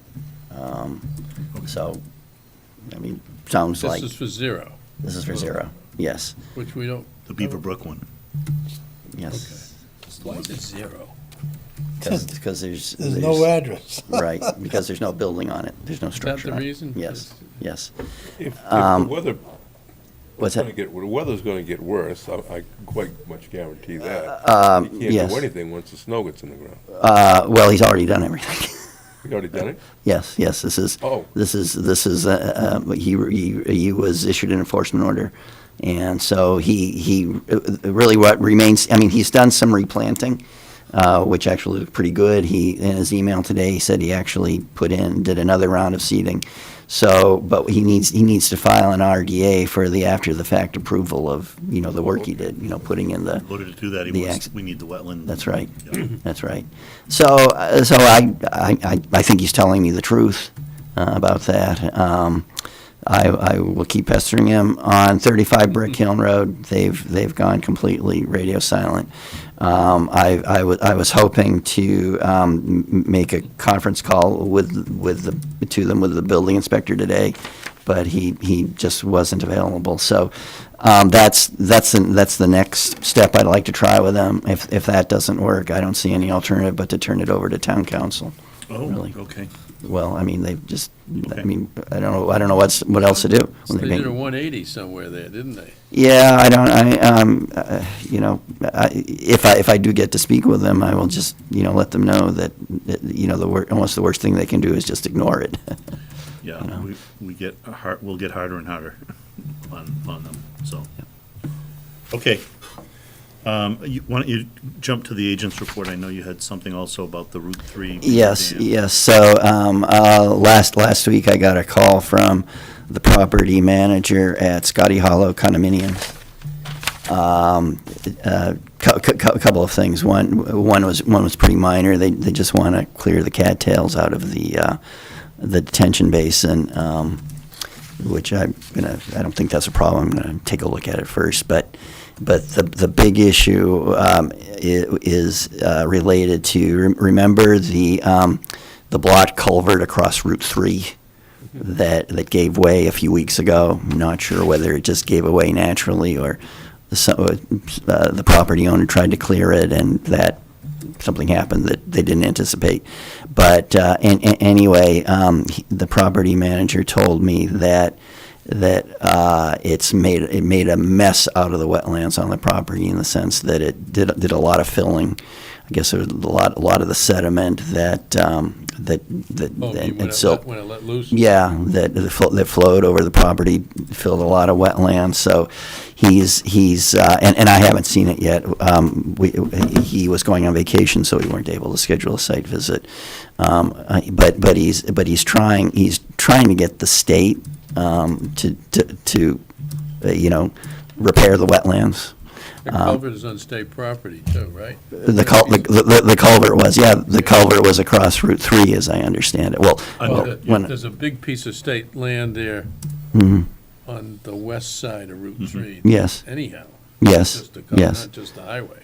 So he's been trying to get MassDOT to correct the problem.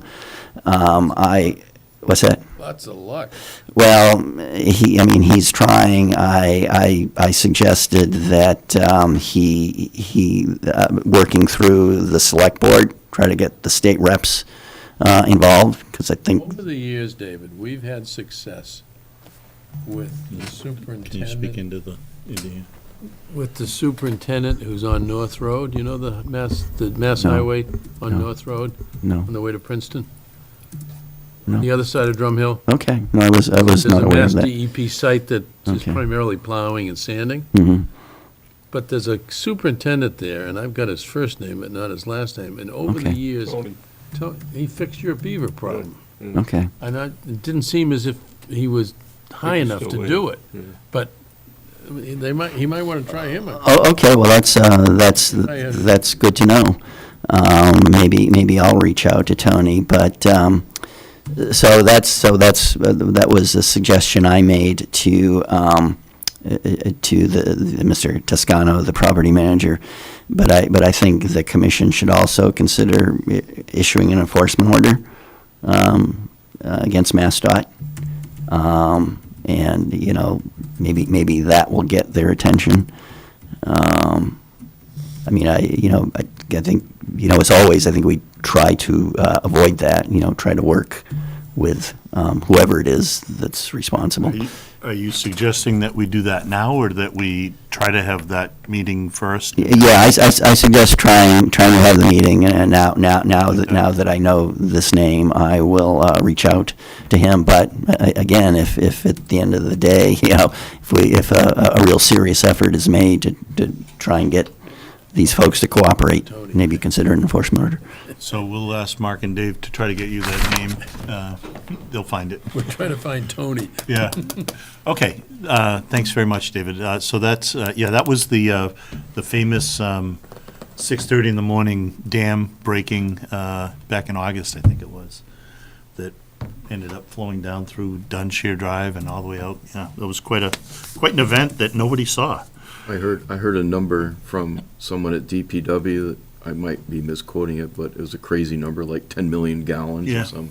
Yeah, it was a lot. Picture just a giant water tank worth. I guess it was 5 or 6 acres. Yeah, it was a big deal, but it just, everything was kind of hidden, so we saw the result at Oak Hill at our reservation, and Didn't it move the bridge? it moved the bridge, yeah, so that's on our list with DPW to have that reset, and okay, so next thing we have is the coolest property discussion, so town meetings next week, I think, right? Next week. Next week on Monday, so one of the warrant articles is to appropriate CPA money, CPC money for the acquisition of this property for, I think it's around 4.1 million, I don't have the exact. 4.1 million? Yeah, okay.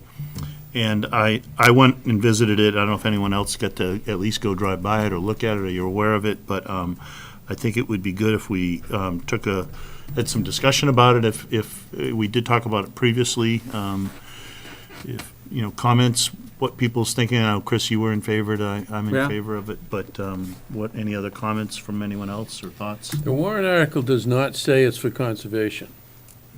Is there a reason for that?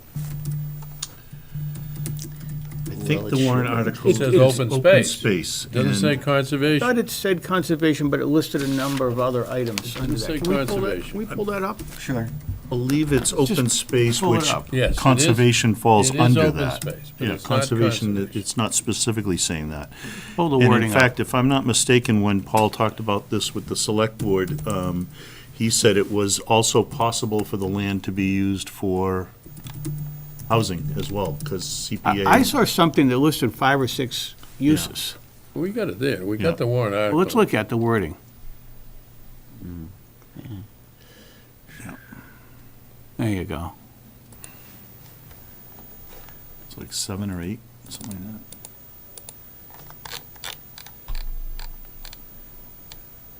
Here we go, yeah. There we go. It says open space and agriculture, I believe. Yeah, for the purpose of open Open space, space. including without limitation for agricultural purposes. So there's nothing in the warrant article that's going to request or direct the Conservation Commission to manage the property. Right. That's correct. That's, actually, this is almost the same wording as the warrant article, three years ago. I think conservation was in that one, but I'm not sure, but it also, yeah, this one doesn't say anything about the water, the water district, but that was specific to that warrant poll site. this parcel is 35 acres, 25 acres on the north side, I guess, of Pine Hill?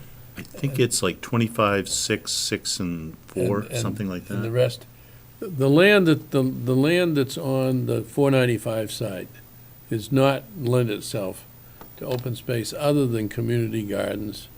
Yeah. Right, or maybe a tree farm for like Western Nurseries or something like that. The other piece is not adjacent to any other conservation land, and we always like to see if we can find parcels that are somewhat joining. It is fairly close to Sheehan Farm down the end of Pine Hill, but it's not, it doesn't abut it.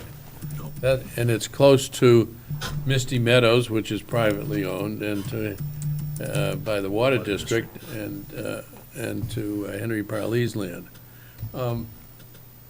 I understand that the neighbors may use it, but there's no really well-established trail system in there, so that would have to be done. It never appeared on any of our inventories of open space that we, as a Conservation Commission, thought would be useful to add to our inventory. It wasn't even on the list, and of course, the list was made up of property that we figured might be available, and I suspect at that time, nobody thought the coolest property was gonna be available, because this would have been 8 years ago we made that list up. Yep. And it's $4.6 million, it's damn expensive. Now, that's not a conservation comment. That's just a taxpayer comment. Where did that number come from? I'm getting back some of the history. Yeah, I'm having a hard time with this There's an number. appraisal. yeah. The appraisals are Appraisal for fairly, what? What was it appraised If at? it were to be two developed. pieces, Into what, houses? yes. How do they know how many houses? They laid it out in the Laid it out. appraisal. 18, But you have, 17 or 18, 18 on one parcel, and yeah. the Yeah, six- lot six on values the- were about 300 grand a lot, right? right, that's for developed lots, Well, not for raw lots. I understand, but that's what the appraisal said. But who's gonna pay that? Nobody is. Well, then the people that took the appraisal should have kicked some tires. I don't know. Am I right, John? I'll agree. That's for developable lots. I would think so, at 300 grand an acre. It's not for raw lots. And that's pretty rocky up there, and there's gonna be a lot of site work up there. You know that. I've walked the piece. Yeah. I think that number's It's a nuts. rough- Doesn't have any relevance at all to the value of the property.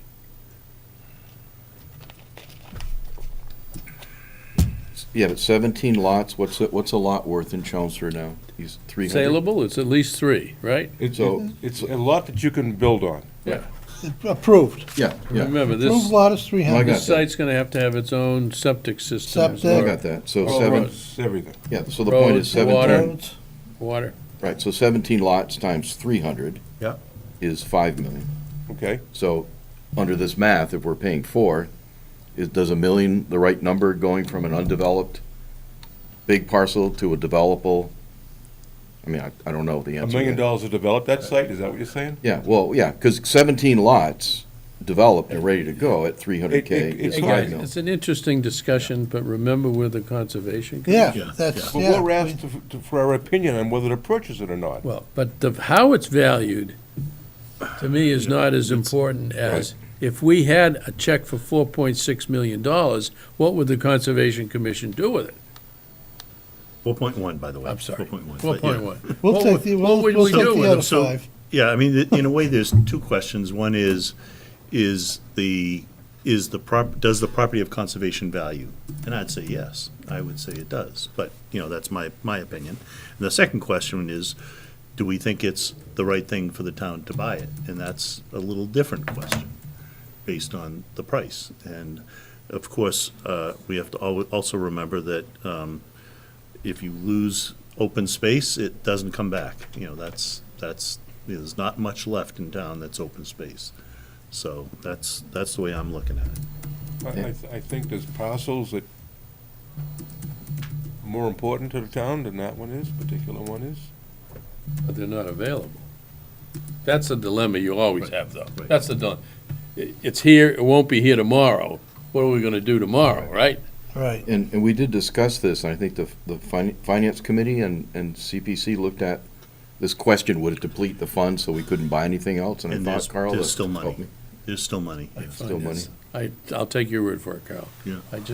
I can't see how we've got so much powder. Is some of the debt service automatically going away soon? Well, yeah, Yes, there sure. are things rolling off, yeah, A lot? yeah. We haven't made many big purchases in conservation. No, not conservation. This, the only No, thing, no, but remember, the CPC fund is a piece of it that's Right. allocated. Right. So No, if I we haven't understand. used it, it's still there. so, Chris and I will be at the town meeting next week. I think that's all of us that'll be on there. Vivian will be there, but we'll be asked to vote on it, and it's possible they'll ask us, what does the Conservation Commission think about this property? And so, I'm willing to say whatever we choose. I'd like to say we took a vote on it. If we end up being 4-3 one way or the other, or 7-0, that's fine. I'm fine with saying whatever it is, but I think we ought to have a statement, I guess, is the way I'm thinking about it. Chris, would you agree with that? Yeah, I think it's good for us to have a vote, and, we don't all have to agree, and we don't really know what's gonna happen at town meeting, because. Yeah, I'm not sold that it will I get. think you can make an argument either way at town meeting. And if the commission is divided, you can say that at town meeting. There's Sure. nothing Yeah, wrong with no, saying I'm- that. I'm fine with saying that. I have no problem saying that. So I'll make a motion Uh, that we recommend approval, and we'll just see how the vote goes when we kind of walk our way through a vote now. Okay, motion from Chris. I'll need Is a Article second from. 7? Pardon me? Is that Article I 7? think it was Article 7. Yeah, Article 7. Well, Yeah. it's broken into a couple articles, actually, is it? isn't it? Yeah, but it's. 7 and 8, but they read the same. Yeah, A 8 little was, confused. So I'm gonna make the recommendation on both Articles 7 and 8, that we recommend approval.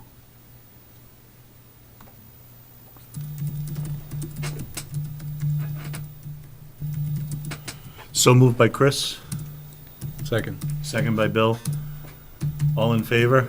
Is there a discussion? Any discussion? Yeah? I just want to clarify what we're voting on. Dave, understand what you said about conservation question, but isn't it conservation, is our vote the value of conservation and open space and recreation? Or just conservation value? It says open space, you gotta Open look at the space can wording. mean ball fields, Right, Yeah, schools. right. Soccer field. So Yeah. we'd be, right, so we're voting on open space. yeah, as it's written, which as is open written, space. Not think just so. conservation. Correct. Yeah, Right. Well, it It could take on the lookings of But I- Mis- but I- of Sunny Acres. I'm not sure Sunny active Meadow. recreation Sunny is Meadow, right? included. Yeah, you could look at it like Sunny Meadows. It could. Yeah. I mean, that So- was not bought for conservation, but it has become conservation because it's agriculture. Right. It's not conservation, it's agriculture, but yeah.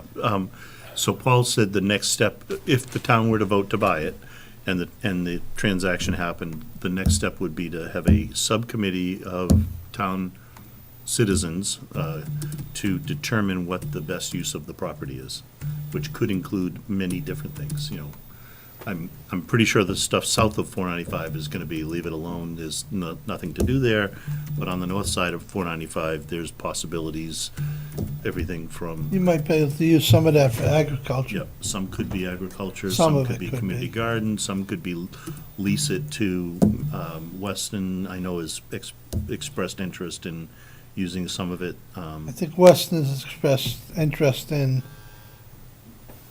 their side of the road. Yeah. Yeah, that part. And up. That's what I And the other part, understand. yeah, so it's a good question, Peter. I think we're saying that from a conservation point of view, I think we're saying we see value or we don't, Yes, and, not for But- open space, because we're Conservation Commission. As Yes, but we're- individual taxpayers, But- we have a position on it, but not as, I don't think I have a position as a member of the Conservation Commission. For 4.1, a lot of money.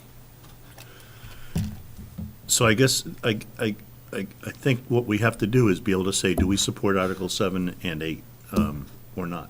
We can take a vote on, Yeah, Just added to. and I Chris. think that's what Chris's motion Chris Yeah, is, that's my Chris's motion. to movement. say, do we support Do Article we 7? support it or- as it's written now? And we're in the discussion right now. Yeah.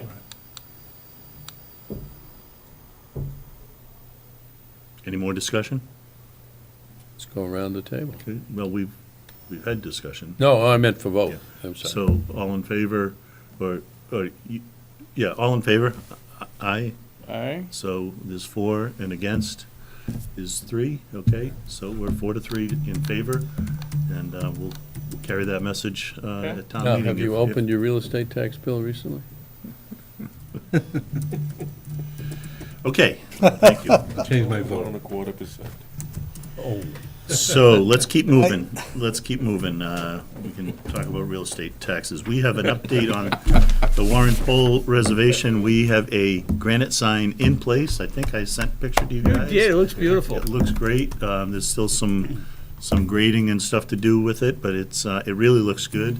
I really appreciate Bill's work chasing that down. Thank you, Bill. And never Charlie gave up, Wojcik. Bill. Charlie and yourself. Yeah, and Charlie did a nice job, Yeah. and the crew up at. Charlie Wojcik? Yeah. He Does he dug, want to come on the commission? He dug the holes. he dug the hole. Nice. Well, he redug, yeah. He He dug the hole. holes. He dug Dug the the hole, holes. because, there was the roots from a dead tree.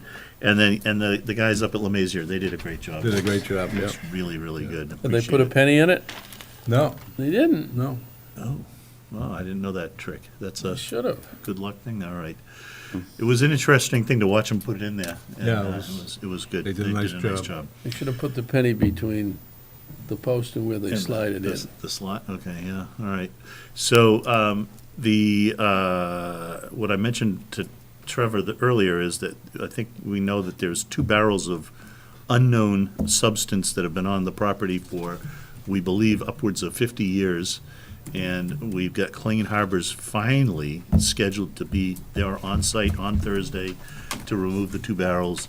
Becky Warren said it's either motor oil, kerosene, or molasses feed for the cows, and it's 50 years old, so I bet it's the latter. we don't want to open You it. should be able to open the cover and smell it. Yeah, well, Right. they'll be there for Save Molasses is gonna Thursday. smell like Save yourself molasses. $5,000. And old motor oil is gonna smell like I old mean, motor like, they oil. had that great molasses flood back in the north end. Yeah. Like Yeah, 100 we'll years have ago. one at- Some of it ended up in Chelmsford. Well, on hot days in Boston, you walk that area and you can smell smell it. that Yeah, molasses, Bill. That's right. Is there a plan of a dedication for that? Yeah, we were all keyed up and ready to go last year, a year Right. ago this time, and it just took forever for that Half the sign. people in the list have died. Oh, please, please. that's not So, yeah, we'll try to That's get not that a scheduled. Your fault. I think, I was down there yesterday. I think before we do have, if we do have it in the next month or so, Yeah, the trees need to be trimmed back Yep. along the driveway, and there's some erosion on the driveway. There's a little bit of touching up to do. I'm gonna connect with Christine this week, and we'll also get Steve in there, and we'll do some sprucing up to make it Right, look nice for right. a It looks for good, though. presentation. It does look good, yeah. And we're still moving, we got some CR stuff. I Let's think not we're talk ready about to it. wrap that up. I think we're right about Are we there. meeting tomorrow? No, not the weeks that we have a Concom meeting. Okay, I can never get it straight. You know that. Let's see. The next thing is the beaver flooding at Crooked Spring. So bring us up to date on that. Okay, so I met out there last week with Courtney and Rob from Stormwater. Carl was supposed to be there, but unfortunately was a little under the weather. But the couple of guys from Beaver Solutions came out, take a look at the beaver dam, see if there was anything they could do about installing a control device. so the beavers could be saved, wouldn't have to be trapped. And bottom line is, no, they were just, the depth of the water behind the dam was just too low. And they said they couldn't even guarantee that the water level would be kept at what it is now, let alone I'm sorry. Be reduced. That mean there's not, the beavers haven't created enough water? That's right, yeah, needs to have at least 3 feet of a depth to be able to put in a flow control device. There was maybe 2, so they said they couldn't even guarantee that they could keep it at 2 feet, let alone get it lower. So I think we had more or less decided, if that was the case, that the trapper would be called in. So the trapper has been called in. Spoke with Carl this afternoon, about, well, is there anything maybe that could be done? The trapper, I had a telephone conversation with the trapper who said that it is illegal to relocate live animals, including beavers, to another property. They said that it's not illegal to relocate them to a different section of the same property. So Carl and I were talking. Carl was thinking, well, maybe could the beaver just be relocated downstream Not far enough, to where the existing dam is? It's probably not far enough.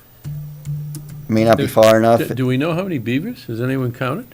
I did ask the trapper to tell me how many beavers he ended up taking out of there. I suspect that if further downstream, those were different beavers building the dam, they won't be happy if another beaver is put in their territory, even if it's just a little ways upstream. Oh my But God. it may be the same beavers That's like Kardashian. building all the dams. So We gotta keep the beavers happy? Yes. Is this what I'm hearing? I think what we do is we call in That's enough. Carlisle, they're experts. No, Okay. Well, we have. no. I'm So not we're I'm not being- gonna keep the beavers Carl, happy. the net upshot of it, we're gonna be faced with a construction project probably.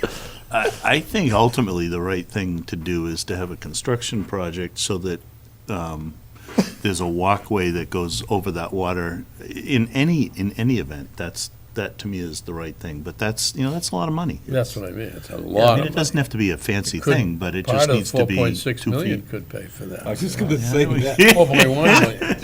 And the Like Riverwalk. 0.06. Don't forget the Riverwalk. And the right, so- Riverwalk, no. well, and if somebody is, say, willing to tear down the dam on a weekly basis, maybe that could Easier save them. said than done. That dam's not that big though, because Yeah, it it's just long. kind Yeah, of it's long. no, not that Oh, one. not This that is the one up by the walkway. It's not that big. Are they building down by the man-made dam too? Well, they did that a long time ago. So they're still there? Yeah, but I think Dave and I talked about that one. We can just clean that off. Once the water level's down a bit, which it's down quite a bit from a month ago. But that we could just clean that off, because Have that's they moved that's maintenance downstream of the down to where town. this guy in Clydesdale is? Do we know? That's upstream. He's upstream. That's upstream, yeah. It's further up behind Graniteville. Oh, It's up in that neighborhood was the behind other there, yeah. But if at Crooked Spring Reservation, it's interesting because the depth of the water does not continue. The same depth does not continue from way downstream, where the man-made dam is, all the way upstream. In fact, it becomes almost dry Yeah. right. in between. It's a Yeah. little When bit we were strange. walking, yeah. Yeah. Be nice if the beavers created enough dam downstream that we could bring the pond back. Well, the pond's there pretty good. Yeah, but it was like 4 or 5 times that size, Carl, All right? right, yeah, okay. We're skating and fishing on it. Yeah, it's not deep, that's the problem. Yeah, it filled all in, silted in, yeah. So- Okay, so- last So, thing here. Carl, did you want the commission to come to a consensus? Well, I guess, where are we right now? Has he set traps? Is he- I think he was scheduled to do that yesterday. I can call him and find out the status. Is it too dangerous on a temporary basis to ask people to walk off the trail up onto Graniteville, walk? It's a down sidewalk. back in? It's a sidewalk. I know it's a sidewalk. It's a little steep coming Is that back in. is it too dangerous? No, Oh, so it's a temporary fix, though? Yeah, it's a I mean, you could maybe temporary, make it a permanent fix, but I don't want it to be, I'd prefer that's not permanent, but, But I think the concern was for the two properties across Graniteville Road that were experiencing a little bit of flooding. that's, that was the first we'd heard of that, right? Yeah, I mean, they're losing a little lawn. I mean, it's, yeah, they weren't saying our basement's flooded, but they Right. were saying, hey, you know, it's affecting my property. yeah. So that's why we didn't jump on this real quick. But, so we're trying to take a measured approach, I think. So I think a walkway across the stream up there is not a bad idea. I'm scared of how much it's gonna cost, Yeah. because it has to be pretty high, Yeah. and therefore it has to be pretty wide. Yeah. But we can get a And it's quote. not a Boy Scout project. No, that one's not a Boy Scout project. But we can get a quote. I know David mentioned he's got someone, we could at least get a design or something. How about the guy you bought the signs from? They do that. No, not the same. No. But, okay, so, I don't know if we want to vote, or just, you guys okay with us kind of Yeah. continuing to proceed with this the way it's going? We're Yeah. trying to appease the neighbors, trying to not kill beavers when we don't have to. Trying to keep everybody but happy. Trying We to keep appreciate everybody that. happy, but it's kind of, you know, in spite of John's, There's one thing. You gotta be careful messing with beavers. If you get bit by a beaver, it will cut through your leg like Yeah. nothing. yeah, I mean, if anybody goes out there and starts taking their house away, yeah, I and know. they get bit by a beaver, you're pretty much dead. Believe it or not. Take it from a guy who has tractors falling him. Exactly. But really, think about it. I mean, But their- no, their I'm teeth- serious. No, they're, Their yeah. I'm teeth get serious. sliced They'll right through a tree. You'll cut an like artery in your leg Yeah. like So, nothing. so you mean like Their if you, teeth are, if you go out and start ripping down yeah, the dam, you go they'll out and mess attack you? with, you mess with my house, you're gonna have the same problem. Okay, we'll see. The beaver's the same thing. You're gonna bite me? It's gonna be a little talk worse. with the trapper and maybe with the. It's gonna be a the other little guy, maybe worse. Solutions. Yeah. Okay, last thing, right reservation trees at Parker Road, they fell onto, a couple of trees fell onto a property on Parker Road. David was Yeah. out there last week. Yes, meeting with the estimator from Marquis. So, you know, that I think that was the initial focus of the discussion. During the course of the visit, it kind of evolved. Well, there are a couple of dead trees, large dead trees that are close enough to the property line so that if they fell, there would be a concern there.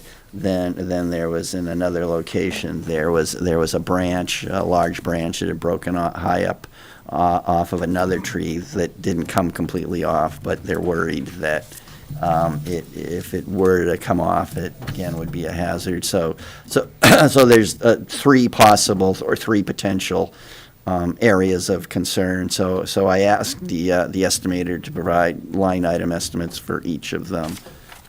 Which he hasn't gotten me yet, but once he does, then we probably should come back and have another discussion about that. I mean, you know, the source of the concern is really the commission's property, but, you know, is the commission obligated to fund, you know, the entire operation to remove them? Yeah, we gotta be Probably a a separate little issue. careful how we do it. We've had I've said a number of instances where we've paid for it and we haven't paid for it. And Paul had a say in it. There was a at one time. policy, wasn't there, Dave? Paul created a Yeah. policy about who pays for trees that are from town. I gotta ask him what it is. I don't remember We seeing. need to revisit that policy, yeah. Okay. You think there's something in writing? Yeah, Oh, okay. Well, I don't know about that, but yeah. at least an email documenting a policy.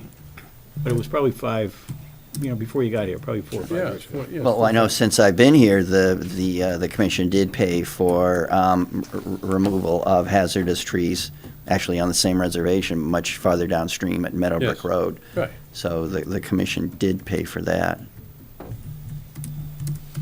Okay, so you're going to be getting a quote, itemized line item Yes. quote. Yep. And in the meantime, we can look into what kind of policy we have in the town with, is it with the select board or with the town manager? It may or just be to Paul's. Was Paul? Town manager, okay, all right, we'll check into that. Okay. And Remember the best, I think it was, if it was deemed a hazard, he would take care of it. Remember, there was a was- guy in an old stage house. yeah. There's a woman up where Tom Cristiano lives. Mhm. So there's two other instances where. Yeah, okay. Last thing, minutes. We need to review all three of these. I don't think we have the September 26th ones yet, right? Vivian, okay. And we're not going to leave until we get them reviewed and approved, so. I thought you were gonna say we're not gonna leave until she types them. No. No, so let's, I've been able to look at them, I'm okay, but, anybody else? I'll take a motion if you're ready on August 8th. So move August 8th. Second. Second, moved by Dave, second by Bill, all in favor? Aye. Aye. Okay, thank you very much. I'm ready for August 22nd, unless you need time to look at it. August 22nd, I'll take a motion on August 22nd. So move. So moved by Dave. Second by Mark. All in favor? Aye. Aye. Motion approved. And finally, September 12th, take a motion. Which I did not include September 12th. Oh, we don't have that? I thought we did. Yeah, we don't have that here. No, I thought maybe two would be enough. But you can, if you've read them, you can certainly vote You on sent them though, right? A long Vivian? time ago. Yeah, Yeah. September 12th we did get, so everything we've been sent I've read, but if you haven't seen it, then That was a couple weeks ago. do you want to take a motion on that? Or, no? Okay, let's not. I haven't seen it. Let's review that. Probably should be on the agenda too. So at the next meeting, hopefully we'll have the 26th and the 12th, and maybe even tonight. Tuesday, we're meeting at, next Tuesday. Yeah, next Tuesday 4 o'clock. Sidewalk. at 4 o'clock, yep, In the parking lot. in the parking lot behind Steak Bones, or whatever it's called, Dog Bones. Fishbone. Fishbone. Future, Future Bone. future Future bones. steak bones. So, yeah, if we can try to, we need to stay up to date on our minutes. So we're getting there, making progress, but we're still not We, quite. we did have a site walk there, Yep, Yeah, that we was did. and we with the walked previous where they applicant. wanted to put up a path.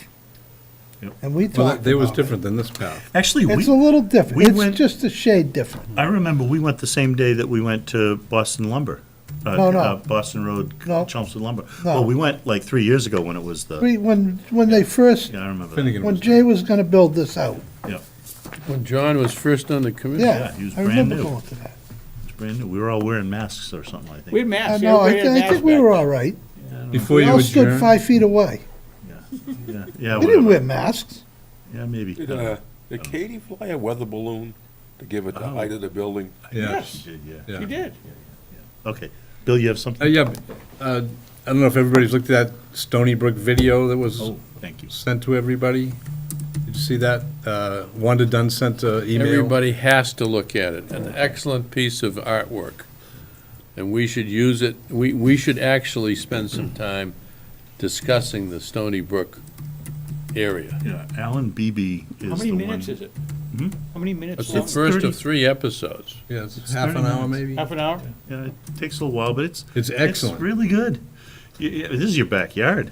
It starts out at the School Street, Yeah, at the mill up there, yep, and the first section goes down to about Wilson Lane. Yep.